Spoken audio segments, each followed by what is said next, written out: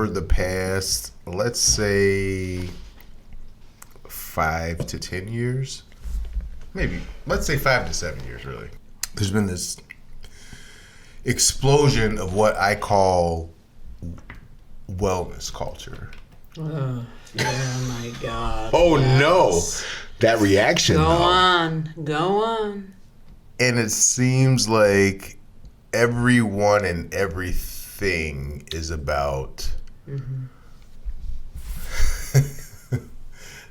this wellness, mindfulness, like this almost like this like mental health like trend. And how is that as a therapist? Because it's the worst. For me, it's like not everything is about mental health or creating boundaries or there's all these like it feels like there's these like trigger words, these definitely trigger words like I'm so sorry, trigger is a word that can be coupled into that. Okay, let me say for the record, I'm triggered by the word trigger. Yes. I don't like that. And then the other one, overstimulated? No. Wait, can I guess it? I bet you already know it. Go ahead. You get one guess, and if you do it, if you guess is it narcissist? Yes, it is. Yes, it is.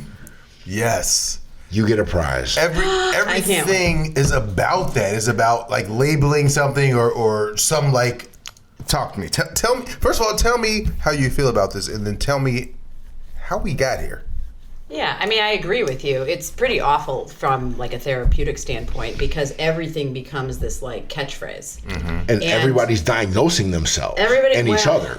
I mean, people do that anyway. Like, I mean, we've been WebMDing our physical ailments since WebMD began. Fair. But like this whole idea of like every man that doesn't want me and is sort of mean to me is a narcissist. Oh my God. That's not, first of all, that's a pretty substantial personality disorder diagnosis. And none of the humans that you were talking about meet the criteria for that.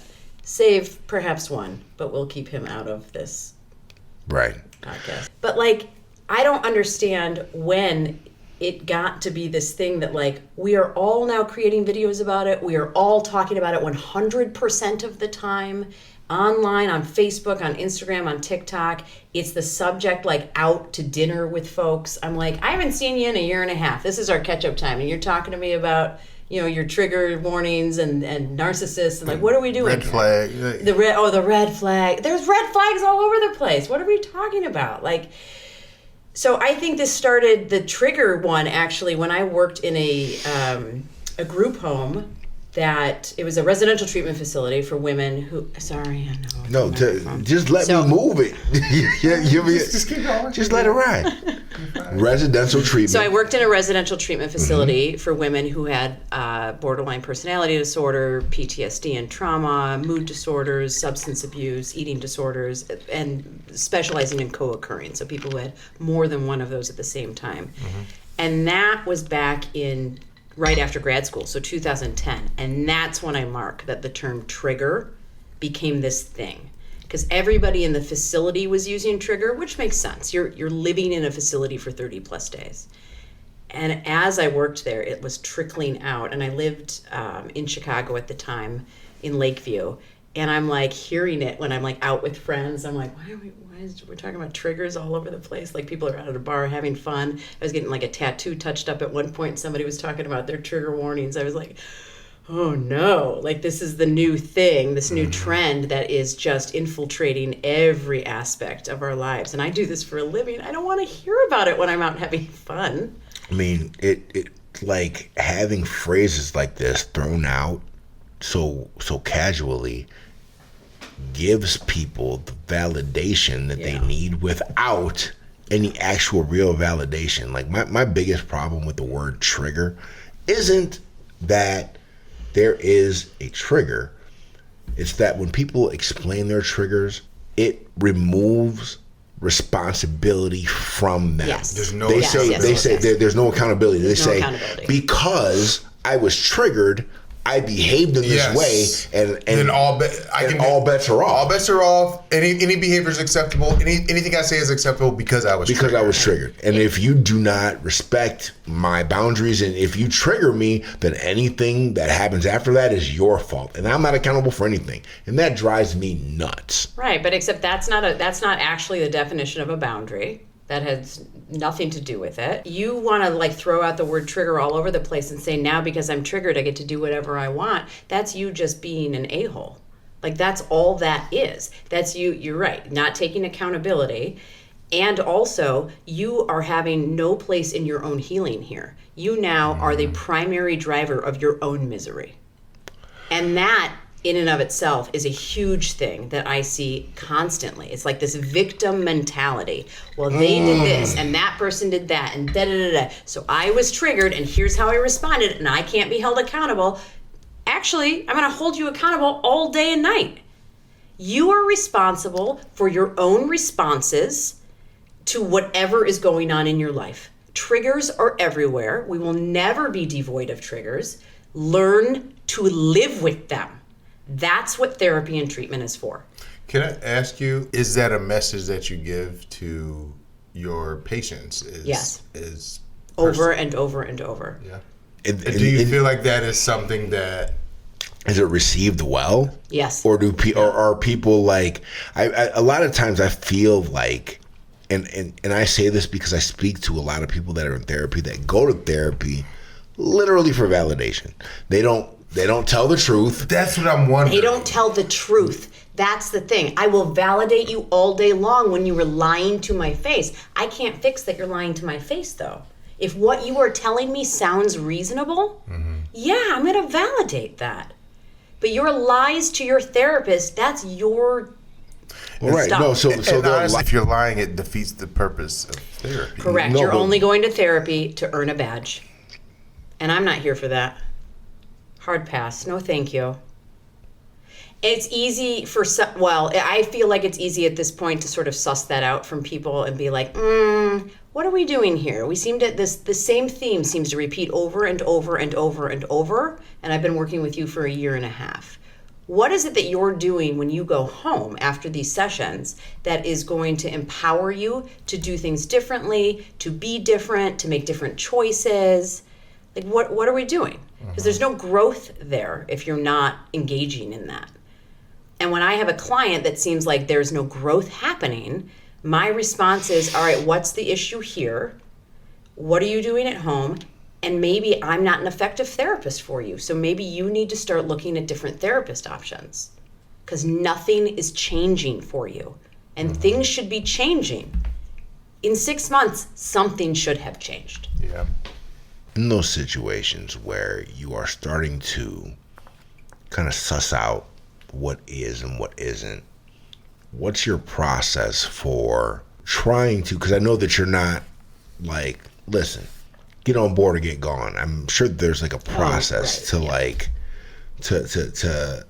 getting them to do the work. So what's that process look like? Yeah, I mean, I think it begins as a very light conversation with them and saying like, hey, I've noticed these things. It seems like the stuff that we're talking about is repeating itself. And it doesn't sound like you're doing the homework that I'm giving you. I actually I'm not a big fan of homework, but for the right client, it's necessary. Okay. I have a lot of clients that come in and are like, well, could you give us homework every week? And I'm like, oh.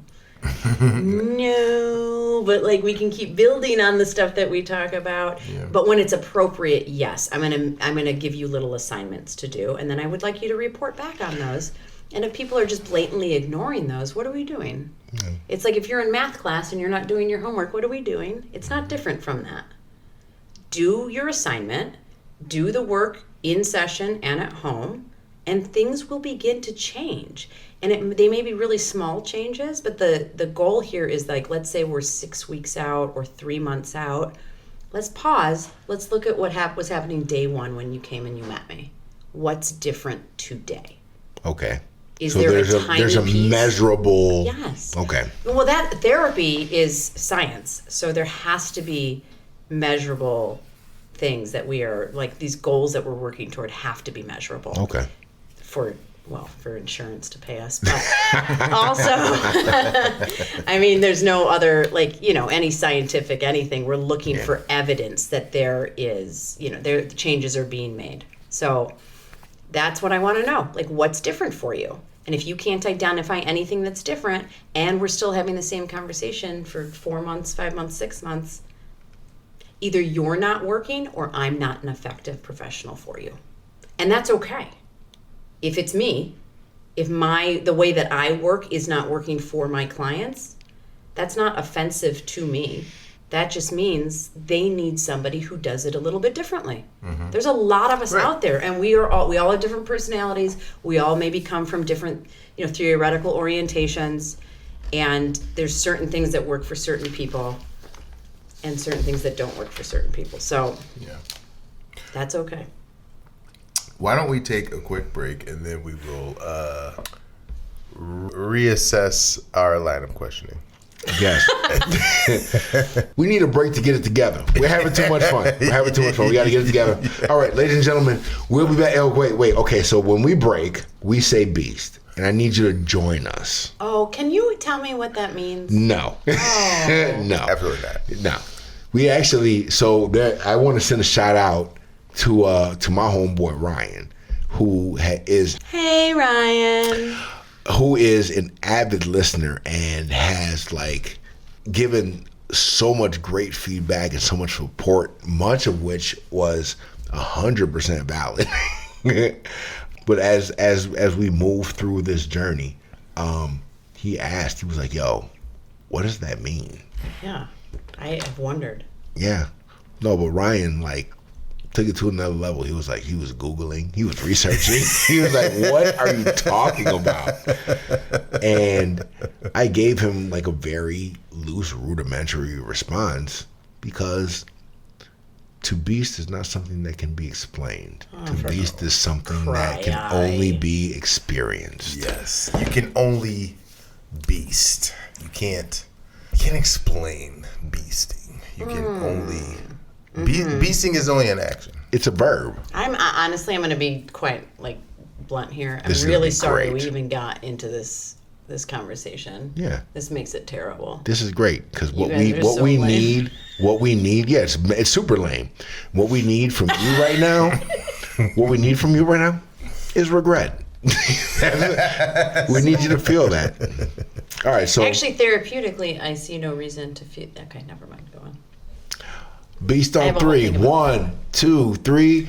Beast.